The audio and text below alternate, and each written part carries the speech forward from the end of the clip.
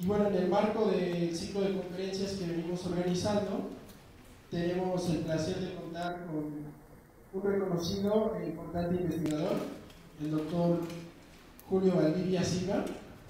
Él es médico graduado en la Facultad de Medicina de la Universidad Nacional de San Agustín, en Arequipa, Perú.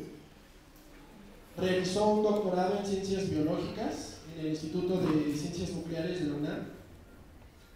Tiene un postdoctorado en Life Science and Space Science and Astrobiology en la división de la NASA, en el centro de Ames. Y trabajó en el Laboratory Stencil de la Escuela de Medicina de Stanford. Actualmente labora en el Laboratorio de Biología de Quimiosinas del Departamento de Inmunología del Instituto de Investigaciones Biomédicas de la UNAM, además de haber colaborado con reconocidos investigadores de talla internacional. Demos un fuerte aplauso.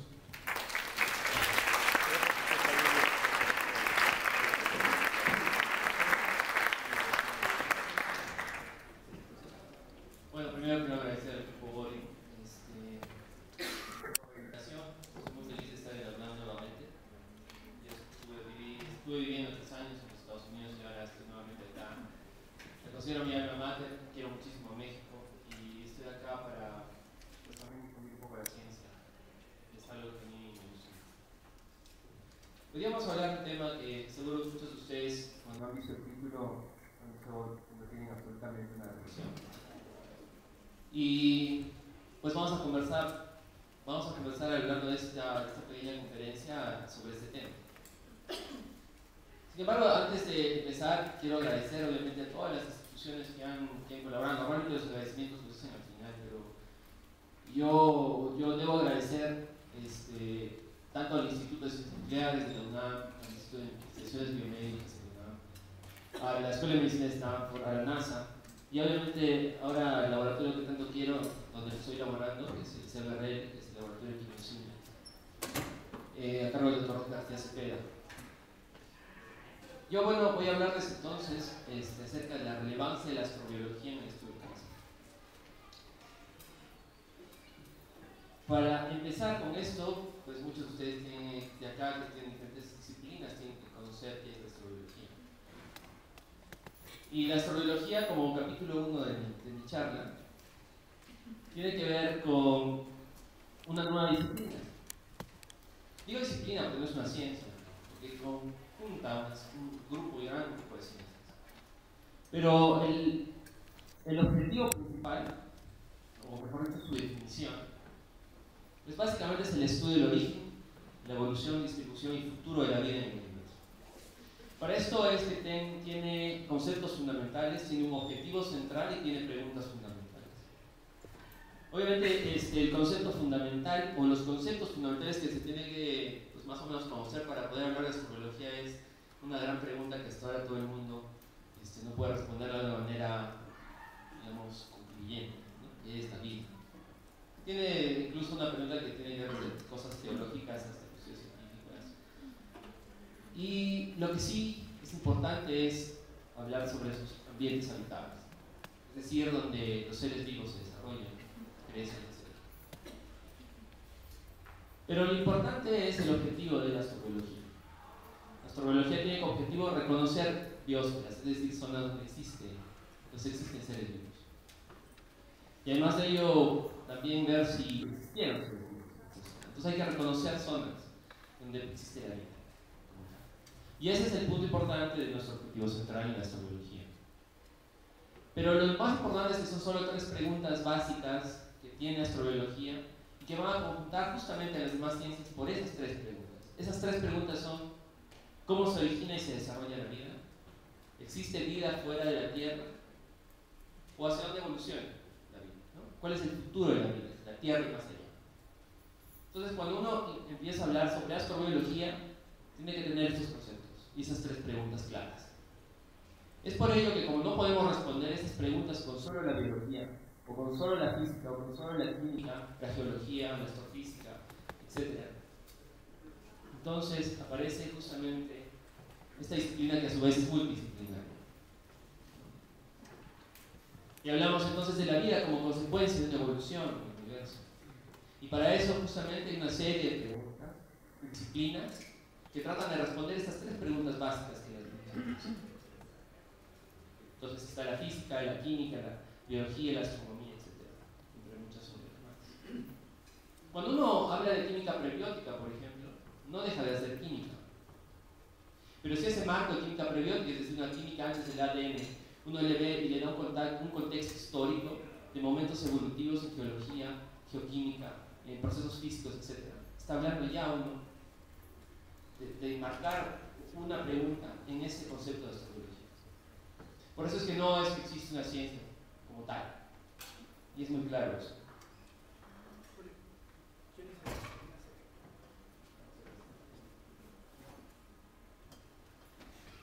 Entonces la astrobiología surge ya hace muchos años atrás, aproximadamente hace 20 años tenía el término. Antes se decía y se sigue diciendo en diferentes lugares como exobiología o cosmobiología.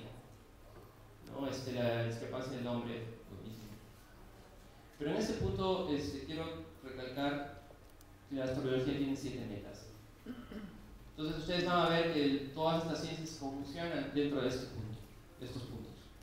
Por ejemplo, la meta 1 es la búsqueda de ambientes habitables en el universo. La meta 2 es explorar la presencia pasado presente de la vida en el sistema solar. Por eso es que, por ejemplo, Marte está explorado, por ejemplo. La meta 2 está justamente tratando de resolver este problema de Marte. La meta 3, todos los procesos químicos que tienen y dan origen al surgimiento de la vida. La meta 4, que tiene la coevolución de la vida. La meta 5, comprender el metabolismo y su adaptación, por ejemplo. La 6, que a mí me interesa mucho, que es comprender los cambios biológicos fuera de la Tierra. Y la 7, que es reconocer rastros de vida, ¿no? Los biomarcadores. E incluso implementar técnicas para poder... Entonces, estas siete metas son importantes en la astrobiología. Y yo he recalcado 3 de ellas.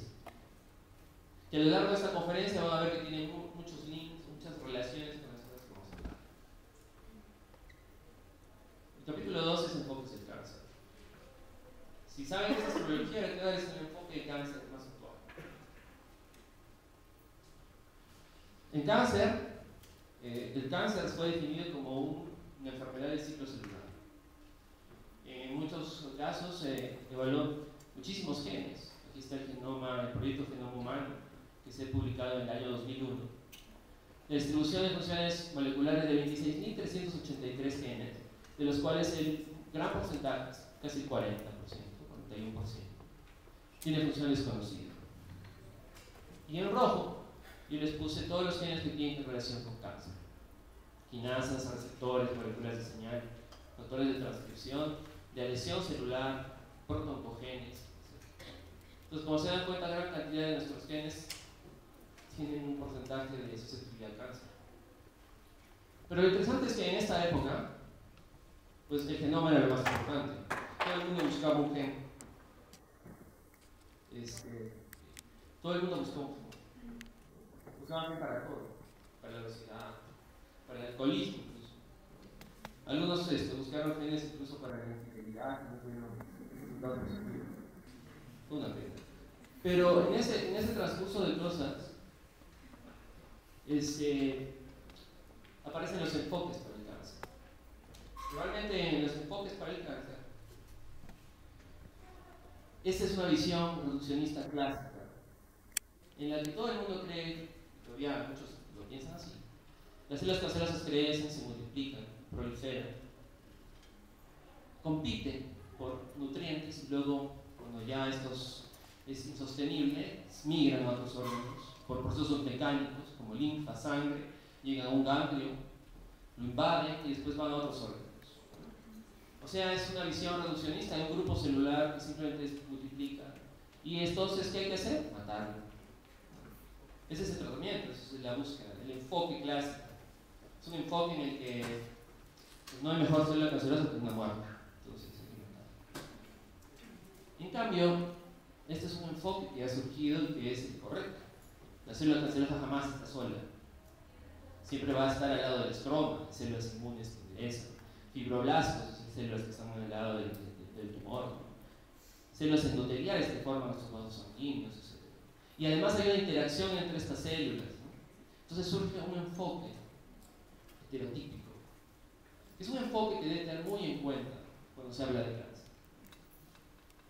En este enfoque, pues la célula cancerosa comienza a adquirir nuevas capacidades, ¿no? Ya todo el mundo lo sabe y les he escuchado. Todo el mundo estudia genes sobre respecto a esto.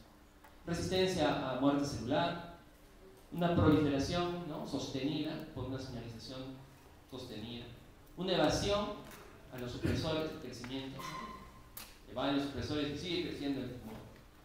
Activación e invasión y metástasis. Se invade a los lados lejanos, eso es una metástasis, ¿no? Se hace inmortal la célula y además induce angiogénesis, es decir, nuevos vasos sanguíneos a su alrededor para suplir las necesidades de nutrientes y oxígeno que necesita.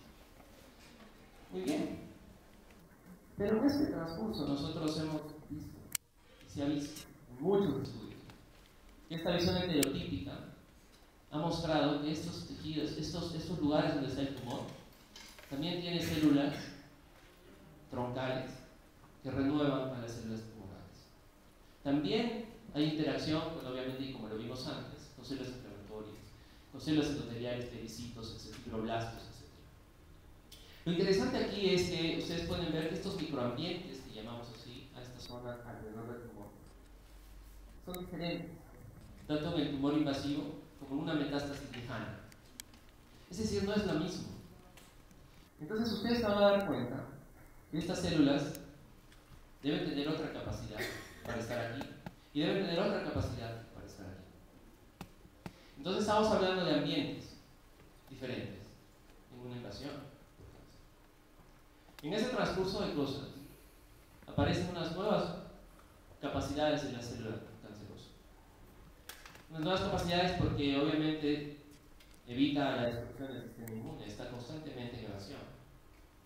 Además, se ha observado ya en muchísimos trabajos, y unos dicen, bueno, como hay un daño en lugar del tumor hay inflamación, pero lo que se ha visto también es que el mismo tumor induce inflamación al liberar oncogenes que activan vías inflamatorias. Eso es muy conocido ahora. Una desregulación de la energética celular, es decir, cosas de metabolismo celular, que es las cosas que vamos a ver más cercanamente.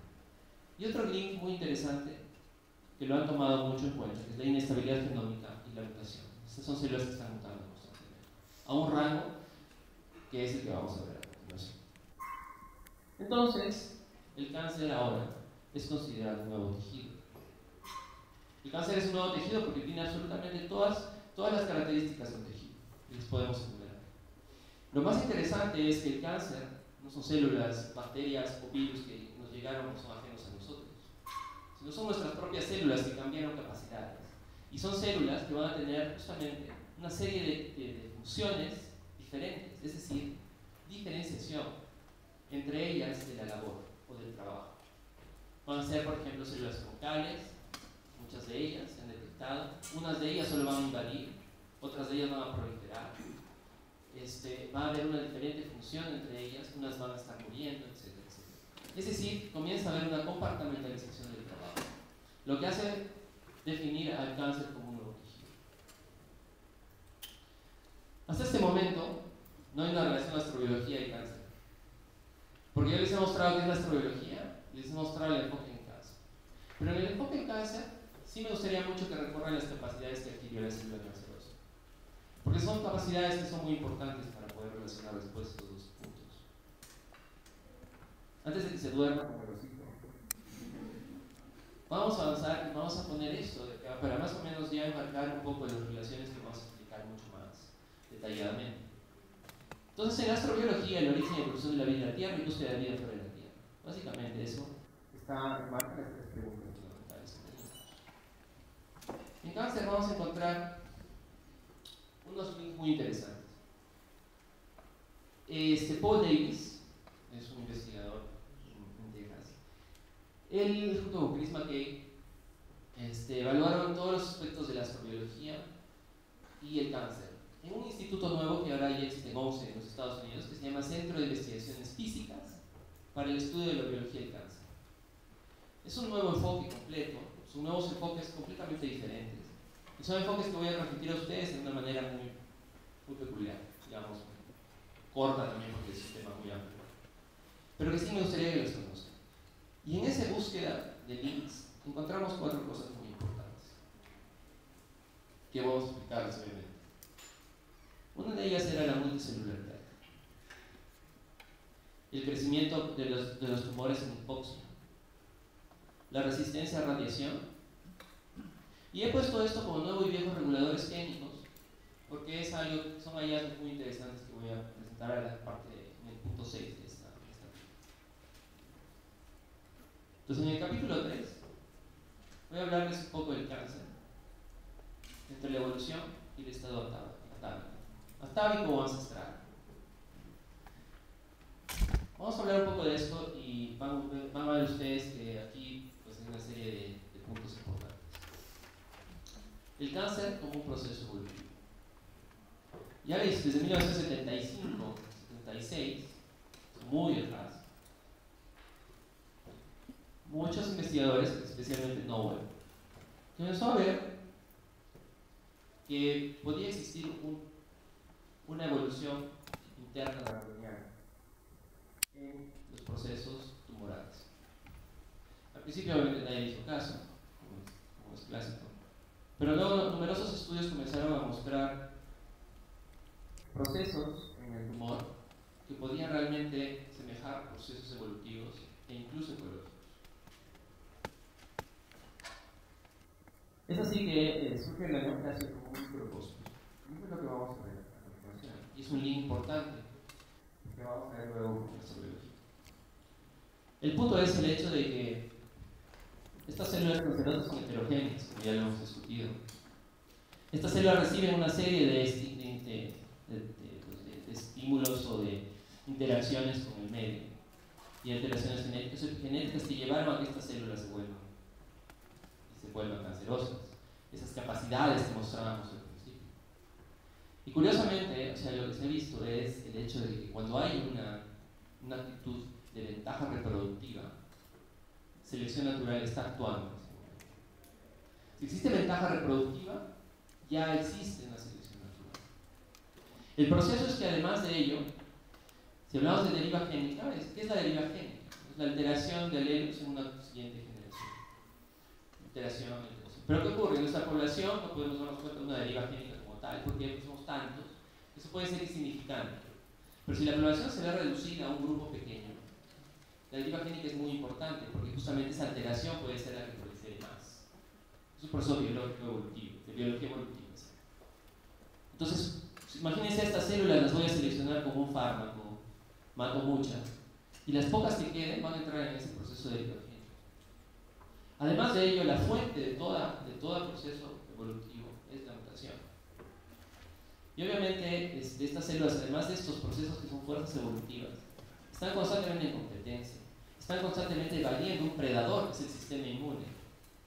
En otras palabras, estamos hablando de un nivel de evolución muy pequeño dentro del cuerpo, a un nivel de años. Entonces, en ese proceso, además de eso, de que se seleccionó, por ejemplo, esta clona por acá y esta por acá, después de este proceso en que murieron muchas y seleccionaron estas de acá también van a tener interacciones con el microambiente, lo que da un proceso de ecología de comunidad. Entonces, en microescala, el proceso del cáncer está dando un proceso evolutivo interno, donde va a haber expansión clonal, una gran heterogeneidad y diversidad genética en las células resultantes de clonas seleccionadas y una actitud que nosotros la medimos como la supervivencia y reproducción, la capacidad de supervivencia y reproducción de ese clon. Entonces, hay mucha crítica en el estudio de cáncer actualmente porque muy pocos trabajos han hablado sobre estas cosas que son justamente genética de población, frecuencias de mutación, la aptitud de la mutación, tiempos de generación, estructura poblacional, frecuencias de barrido selectivo, producto de las terapias que paran células, o